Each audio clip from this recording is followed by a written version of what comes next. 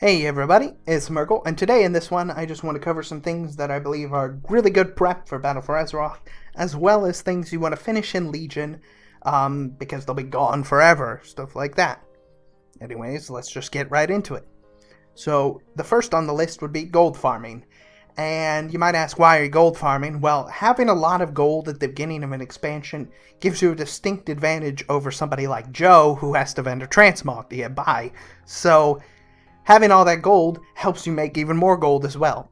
And the reason this comes into play is when a new expansion comes out, or really any new content at all, it's not even expansion. New content means new ores, new herbs, expensive materials, all that fun stuff.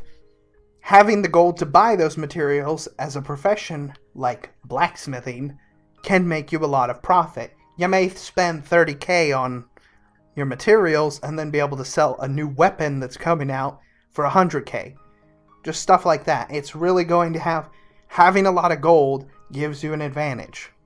If you're broke going into the next expansion, it kind of puts you at the bottom of the food chain, right?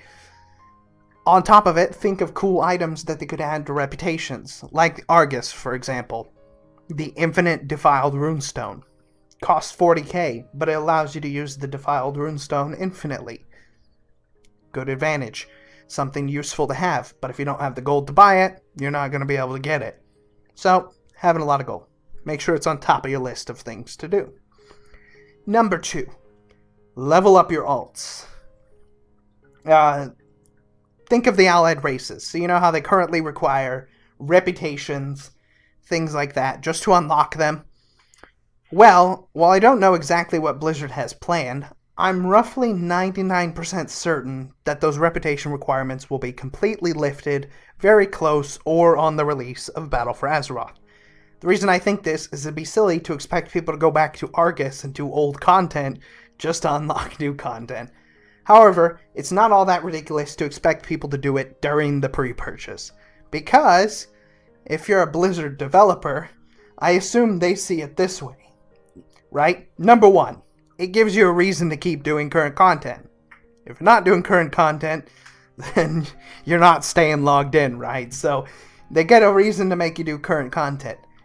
And then number 2, it's still several months till Battle for Azeroth releases. So what it means is, even though you probably had to spend a month unlocking those reputations, you still have a distinct advantage over somebody who returns during Battle for Azeroth. Why, you might ask? Well, you as a current player had more than enough time to level your possible new main to 110. So rather than drudging through old content leveling up when Battle for Azeroth releases, you're already ready to jump into the new content.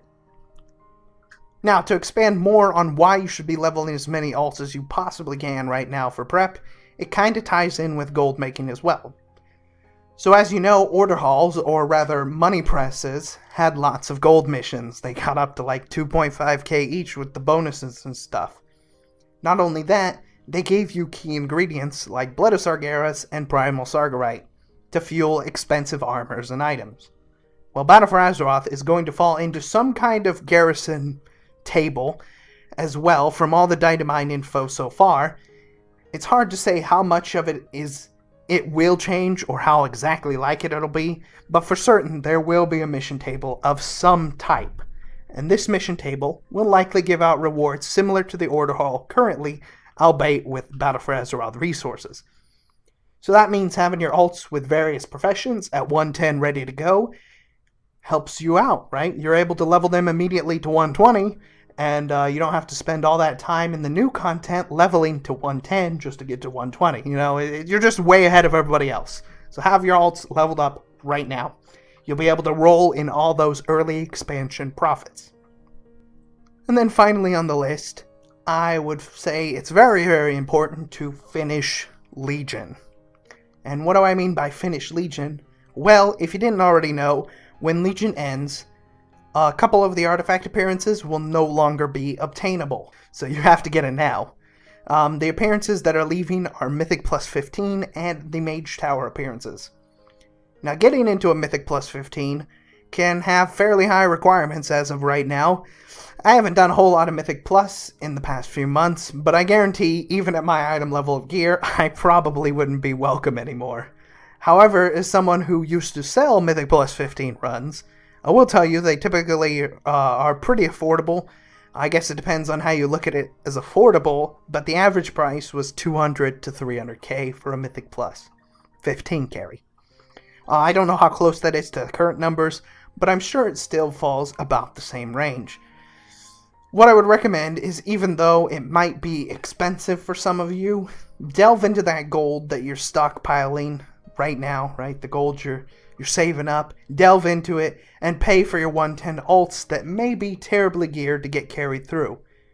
Not only will that ensure you get that nice piece of gear from the cache, it also means you won't later regret not getting the skin. As a collector, one of my biggest regrets was only doing the gold mop challenge modes on my Warlock and Monk. I should have done every class, which is what I plan to do with the artifact appearances. So after you get your Mythic Plus 15 done, use the nice gear you get, and then gear up and beat your Mage Tower appearance. That way, you don't try and build a nice Mog down the line, something you're looking up online, you say, oh yeah, I want to build this Mog, only to realize that the weapon that you wanted to use is something you don't have access to. Mage Towers don't need that high of a requirement to beat, to make them pretty face roll.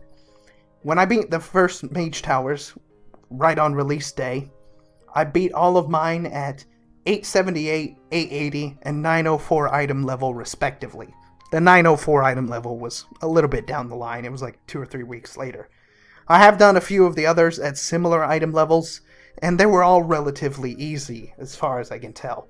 It's more just learning what the Mage Tower is, how you beat it, and then practice. I plan to beat all of them before the end of Legion, but that's just the completionist in me. If you don't think you'll ever play that alt that much, then don't bother doing it. But you never know what alt may eventually become your next main. On the topic of finishing things in Legion, make sure to get a kill on Heroic Argus for your Arcane Bird. The whole thing that prompted me to make this video was my buddy Night Swifty put together a website. I saw his post on Reddit, and the website is called Friendship Verb, and it recently just went live. It's a site designed to help people who need to get the mount through a couple of different groups. I plan to try and jump into one of the groups and get the kill myself, because I still haven't killed Heroic Argus, and I need that mount. Still, it's a great tool for the community. Just thought I'd share while I was making this video. I'll put the link into the to the website in the description if you want to read into joining the groups. But not getting the mount like this is like missing out on the Grove Warden from Warlords. It's just something silly to miss out on when there's so many ways to obtain it, right? Just you can get into it pretty easily to do it, so don't regret it later, pretty much. And even if you're watching and not currently actively playing, this might be something you want to get before the expansion waves itself goodbye. All other mounts can be collected post-Legion at your leisure. They're not going to be 100% drop rate like they currently are, but this one will likely never be obtainable again. So don't lose out on it because of that. Anyways, as always, I hope you enjoyed. I hope maybe some of these tips were of use. In the end, do whatever brings you fun. You know, have fun. Enjoy yourself. As a collector, I dislike, though, when content vanishes for good and leaves me wishing I would have done it. So that's why I make videos like this. Anyways, prep yourself. I hope you get ready for Legion's End and Battle for Azeroth's beginning. Hope you're enjoying doing so. Thank you for watching. All the best in your adventures, and I will be seeing you again real soon. Bye-bye.